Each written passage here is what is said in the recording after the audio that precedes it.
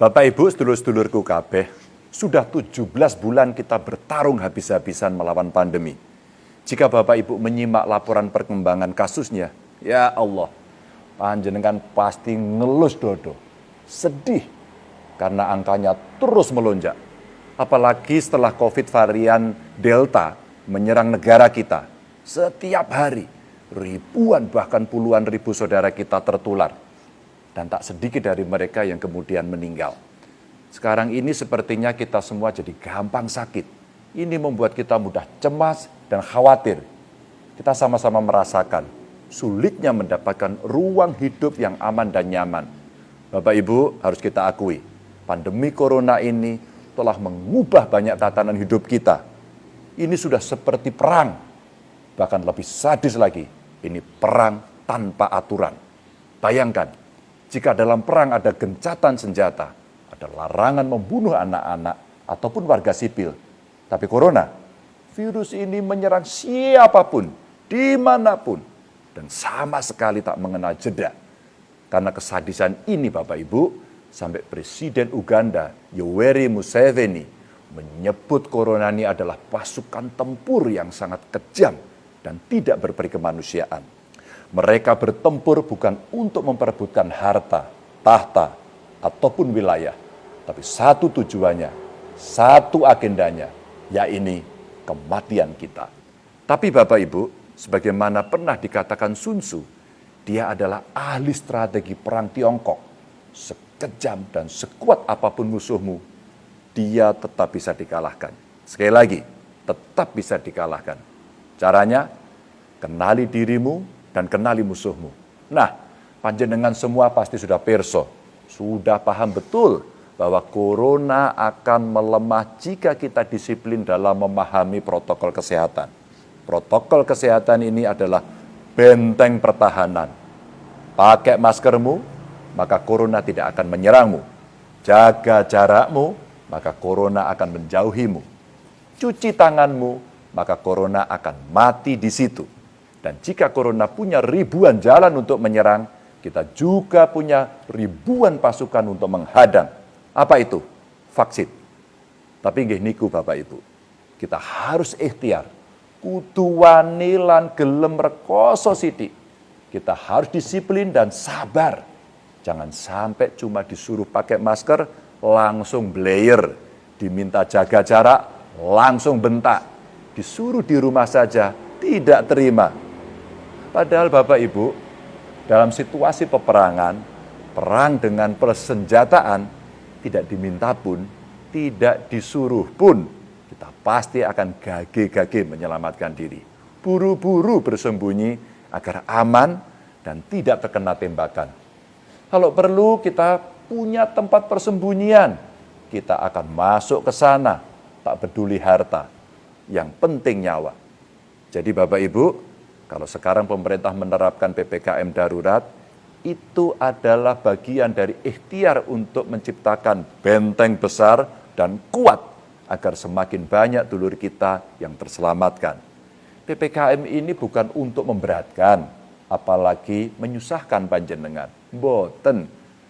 Kalau pendapatan panjenengan jadi berkurang atau pekerjaan panjenengan jadi abot karena PPKM ini, kula nyuwun panjenengan sing ikhlas nggih, yang namanya ikhtiar, apalagi ini berjuang untuk melawan pagebluk, nggih pasti ada risiko. Ini semua kan demi keselamatan kita, keselamatan keluarga kita, saudara-saudara kita, teman-teman kita semuanya, juga tetangga kita. Ngapunten nggih Bapak Ibu, saya tidak bermaksud ngajari, tidak bermaksud guroni. Yen pancen tiba mangsane lelakon rekoso sing kudu awake dhewe lakoni, nggih pun. Ayo awake dhewe hadepi. Kalau memang tiba saatnya kita menghadapi suatu kesulitan, ya sudah, harus kita hadapi bersama. Yakin mawon, jika kita benar-benar disiplin dan sabar mematuhi protokol kesehatan, tidak banyak bepergian dan tidak sak penake dhewe, tidak semaunya sendiri, lakon rekoso ini ora bakal suwe. Kesulitan ini tidak akan berlangsung lama dan pandemi bisa kita atasi. Saya percaya. Bapak Ibu saged ngugemi paugeran niku. Ikhtiar niku dadi sarana sumelehe awake dhewe marang Gusti. Sumeleh niku mboten namung pasrah, mboten namung dedonga, tapi kudu ana keringet sing tumetes ing bumi. Kersane saged dadi saksi yen awake dhewe iki wis kanthi temen pengen selamat saking pandemi.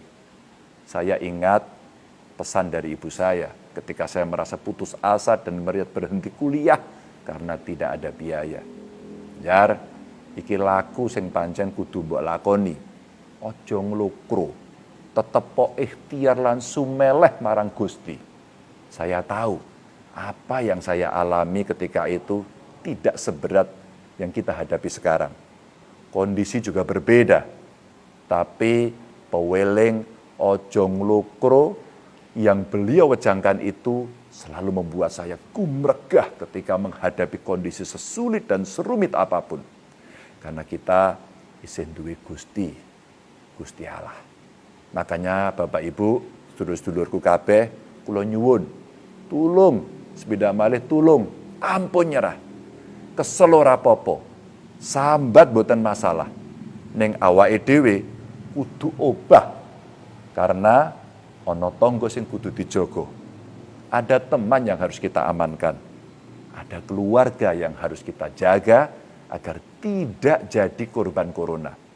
Senajan awake dhewe iki mung sak derma, senajan mubah musike donya iki ana ing ngersane Gusti Pangeran, yen awake dhewe terus ikhtiar dan berdoa, insyaallah apa yang jadi pengharapan bakal kesampaian. Apa panjenengan tidak ingin seperti warga beberapa negara yang sudah melonggarkan protokol kesehatan? Apa panjenengan tidak ingin bisa kembali nonton sepak bola di stadion? Apa panjenengan tidak ingin bisa bebas bekerja? Bebas bepergian, bebas jajan, dan ngumpul bareng teman-teman. Pasti pengen toh? Saya pengen, semua juga pengen seperti itu, tapi sekarang belum saatnya. Kita mesti sabar dulu. Ada tugas yang harus kita selesaikan terlebih dulu, yaitu bersama-sama melawan dan mengalahkan corona. Apakah corona bisa dikalahkan? Bisa, sangat bisa. Asalkan kita bergerak bersama-sama. Awake dhewe kudu saling nguatke, ojo sampai loyo, ojo sampai ngelukru. Apalagi Bapak Ibu, bangsa kita ini kan sejak dulu telah ngugemi apa itu gotong royong. Nah, inilah saat yang paling tepat untuk membuktikan kekuatan bahwa sebesar apapun masalah yang kita hadapi, pasti mampu kita atasi jika kita bergerak bersama. Contohnya sederhana. Kalau di Jawa Tengah ada gerakan Jogotongo, gerakan saling membantu, saling mengamankan, dan saling menyelamatkan di masa pandemi, membantu menyuplai makanan kalau ada tetangga yang positif, saling eling lan ngilingke agar semua patuh protokol kesehatan. Nah, contoh lain gotong royong yang bisa kita lakukan dengan mudah saat ini adalah membeli di warung tetangga. Karena kondisinya seperti ini, ya ayo ngelarisi dagangane tonggone dhewe ben kabeh tetep ayem lan tentrem. Ngoten nggih Bapak Ibu, sedulur-sedulurku kabeh, kula pesen terus jaga kewarasan panjenengan. Matur nuwun.